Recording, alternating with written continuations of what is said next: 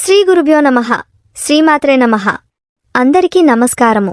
August 4 ఆదివారం ఆషాఢ అమావాస్య వచ్చింది.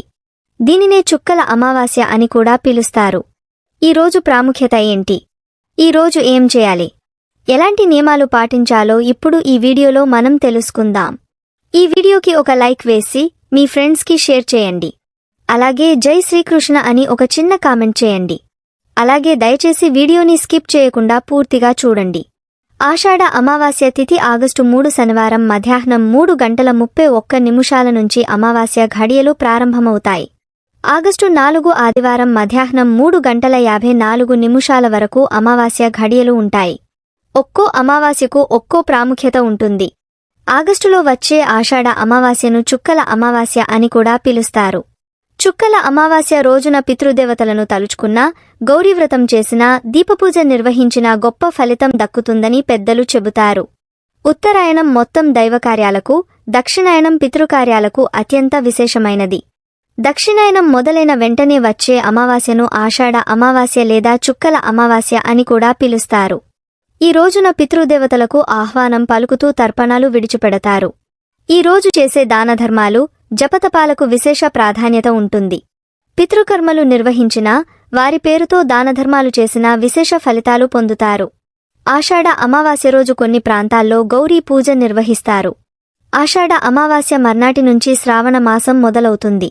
శ్రావణంలో అంతా మంచి జరగాలని కోరుకుంటూ మంచి వరుడు లభించాలని ప్రార్థిస్తూ అవివాహితులు గౌరీ పూజ చేస్తారు. పసుపు ముద్దని గౌరీదేవిగా భావించి పూజించి బియ్యంపిండితో చేసిన కుడుములు సమర్పిస్తారు. ఈ రోజు గౌరీ పూజ చేసే అవివాహితులకు త్వరలోనే వివాహం జరుగుతుందని విశ్వాసం. కేవలం అవివాహతులే కాదు, కొత్త కోడళ్లు కూడా చుక్కల అమావాస్య పేరుతో నోము నోచుకుంటారు. ఉదయాన్నే గౌరీ పూజ చేసి సాయంత్రం వరకు ఉపవాస నియమాలు పాటిస్తారు. అమ్మవారి ముందు 100 చుక్కలు పెట్టి వాటిపై 100 దారపు పోగులు ఉంచుతారు. వాటిని దండగా అల్లుకుని మర్నాడు ధరిస్తారు. ఈ రక్షా కంకణం కట్టుకుంటే అన్ని శుభాలే జరుగుతాయని విశ్వసిస్తారు. ఆషాఢ మాసం నుంచి సూర్యుడు దక్షిణాయనం వైపు ప్రయాణిస్తాడు. ఫలితంగా పగటివేళలు తగ్గి రాత్రివేళలు పెరుగుతాయి. వాతావరణంలో వేడి తగ్గుతుంది. ఫలితంగా బద్ధకం, అనారోగ్య సమస్యలు పెరుగుతాయి. వాటిని పారద్రోలి వెలుగుని వేడిని ఇచ్చేందుకు సూచనగా దీపపూజ చేస్తారు. దేవుడి మందిరం ముందు అలికి ముగ్గువేసి దీపాలు వెలిగిస్తారు. దీపాలను పసుపు, కుంకుమ, పూలతో అలంకరించి గౌరీదేవికి ప్రత్యేక పూజ చేస్తారు. పూజ అనంతరం గోమాతకి అరటిపండ్లు తినిపించి ప్రదక్షిణ చేస్తే కోరిన కోర్కెలు నెరవేరుతాయని భక్తుల విశ్వాసం. చుక్కల అమావాస్య నాడు నిమ్మకాయలు నరదృష్టి నుంచి దూరం చేయడానికి అత్యంత శక్తివంతంగా ఉపయోగపడతాయని సూచించబడింది. ఇక చుక్కల అమావాస్య నాడు నరదృష్టి పోవడానికి చేయవలసిందల్లా నిమ్మకాయలు 4 భాగాలుగా కోసి తమలపాకు మీద కాస్త ఉప్పు వేసి ఆ నిమ్మకాయ ముక్కల నుంచి పసుపు, కుంకుమ వేసి పెట్టాలి.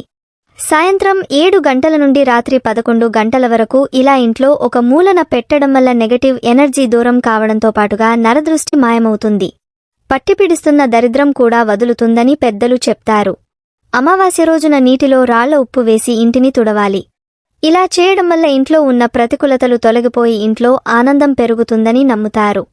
అమావాస్య రోజు ఉదయాన్నే లేచి పవిత్ర నదిలో స్నానం చేయడం మంచిది. లేదా ఇంట్లోని నీళ్లలో గంగాజలాన్ని కొంచెం కలుపుకుని స్నానం చేయవచ్చు. స్నానం చేసిన తర్వాత సూర్య భగవానుడికి అర్ఘ్యం సమర్పించండి. తర్వాత మీ పూజ మందిరంలో దీపం వెలిగించాలి.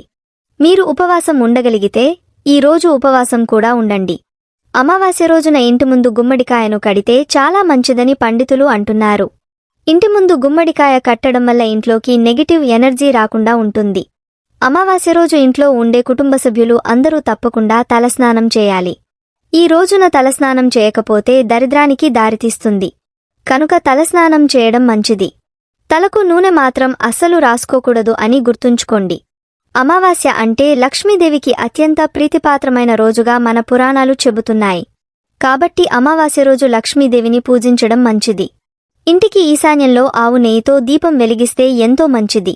లక్ష్మీదేవి ఫోటో ముందు దీపం పెట్టి పూజిస్తే లక్ష్మీ కటాక్షం కలిగి మీ ఇల్లు అష్టైశ్వర్యాలతో తులతూగుతుంది.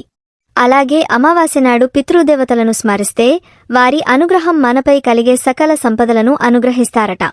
అమావాస్య రోజు తల్లిదండ్రులు లేనివారు పెద్దల పేర్లు చెప్పి నీళ్లు వదలకపోవడం కూడా దరిద్రాన్ని కలిగిస్తుంది. కనుక శాస్త్రం ప్రకారం స్నానం చేసిన వెంటనే పెద్దలకు నీళ్లు వదిలి పెట్టాలి. అమావాస్య రోజున తెలిసి తెలియక ఎవరితోనూ అబద్ధం చెప్పకూడదు. అమావాస్య రోజున మీ ఇంటి దగ్గర ఏదైనా ఒక చెట్టుని నాటితే చాలా మంచిది. ముఖ్యంగా జమ్మి చెట్టు నాటితే సర్వదేవతలు మీ ఇంట్లో కొలువై ఉంటారు.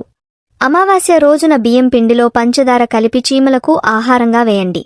ఇలా చేయడం వలన మన పూర్వీకుల ఆశీర్వాదాలను పొందవచ్చు. వారి ఆశీస్సులతో మన కోరిన కోరికలు నెరవేరుతాయి. అమావాస్య రోజున నువ్వులతో చేసిన ఆహార పదార్థాలను దానం చేయడం వల్ల విష్ణువు అనుగ్రహం లభిస్తుంది. అలాగే ఉపవాసం ఉండడం వల్ల పూర్వీకులు మోక్షం పొంది పుణ్యఫలం పొందుతారని మత విశ్వాసం. అమావాస్య నాడు ఆవులకు ఆహారం పెడితే ముక్కోటి దేవతల అనుగ్రహాన్ని పొందవచ్చు. ఆర్థిక సమస్యలు పోగొట్టుకునేందుకు చేపలకు ఆహారాన్ని వేయడం మంచిది. అమావాస్య రోజున వివాహం, గృహప్రవేశం, నామకరణం మొదలైన శుభకార్యాలు చేయడం నిషేధం. అమావాస్య రోజున స్త్రీలను, వృద్ధులను, పేదవారిని అవమానించకూడదు. అమావాస్య రోజు వీలైనంత ఎక్కువ మంది నిరుపేదలకు సహాయం చేయాలి. అమావాస్య తిథినాడు బిచ్చగాడు మీ ఇంటికి వస్తే అతనిని ఖాళీ చేతులతో తిప్పి పంపకండి. అమావాస్య రోజు సూర్యోదయం అయ్యేంతవరకు నిద్రపోతే అది దరిద్రానికి దారితీస్తుంది. కనుక సూర్యోదయానికి ముందే నిద్రలేవాలి. అమావాస్య రోజు మధ్యాహ్నం నిద్రపోవడం కూడా దరిద్రానికి దారితీస్తుంది. కనుక అమావాస్య మధ్యాహ్నం ఈ ఒక్కరోజు నిద్రించకపోవడమే మంచిది. అమావాస్య రోజు రాత్రి భోజనం చేయుట కూడా దరిద్రహేతువుగా భావిస్తారు. అయితే మధ్యాహ్నం భోజనం చేసి రాత్రి ఫలహారాలను తీసుకోవడం ఉత్తమం. అమావాస్య రోజు గడ్డం తీసుకోవడం, జుట్టు కత్తిరించడం, గోళ్లు కత్తిరించడం చేయరాదు. ఇలా చేస్తే దరిద్రానికి దారితీస్తుంది. అమావాస్య రోజు లక్ష్మీదేవిని పూజించకపోవడం కూడా దరిద్రహేతువుగా పరిగణిస్తారు. కనుక ఈ రోజున లక్ష్మీదేవిని పూజించడం మంచిది. ఈ రోజున కొత్త పనులను, శుభకార్యాలను చేయరాదు. అదేవిధంగా కొనసాగుతున్న పనులను నిలుపరాదు. అమావాస్య రోజున ఉదయాన్నే స్నానం చేసి పూర్వీకులకు తర్పణం ఇవ్వాలి. పూర్వీకుల పేర్లతో దానం చేయాలి. ఈ రోజు పేద ప్రజలకు బట్టలు, ధాన్యాన్ని దానం చేయండి. పూర్వీకులకు తర్పణం చేసేటప్పుడు కుస, నల్ల నువ్వులు, తెల్లటి పువ్వులను మీ చేతులలో ఉంచుకోండి. అమావాస్య తిథి నాడు శివుడు పార్వతిని పూజించినా మేలు జరుగుతుంది. ఈ రోజున పితృదేవతలు సూర్యాస్తమయం వరకు వాయురూపంలో ఇంటి గుమ్మం వద్ద ఉండి తమ కుటుంబం నుండి తర్పణం, శ్రాద్ధం కోరుకుంటారు.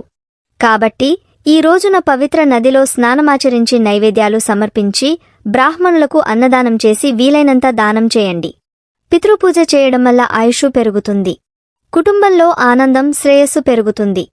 అలాగే సాయంత్రం ఇంటికి దక్షిణం వైపున ఆవనునే దీపం వెలిగించండి. ఈ రోజు పిండిని దానం చేయడం వల్ల కూడా మంచి ఫలితాలు లభిస్తాయి. ఈ రోజున మీరు ఉప్పు, పంచదార కూడా దానం చేయవచ్చు.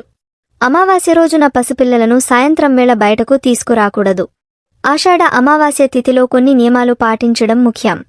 మీరు ఈ రోజును మరచిపోయి కూడా వృద్ధుల పట్ల అనుచితంగా ప్రవర్తించకండి. ఈ రోజు మద్యం లేదా మాంసాన్ని తీసుకోవద్దు. ఆషాఢ అమావాస్య సాయంత్రం అశ్వత్థ చెట్టు కింద ఆవాల నూనె దీపం వెలిగిస్తే శుభఫలితాలు కలుగుతాయి.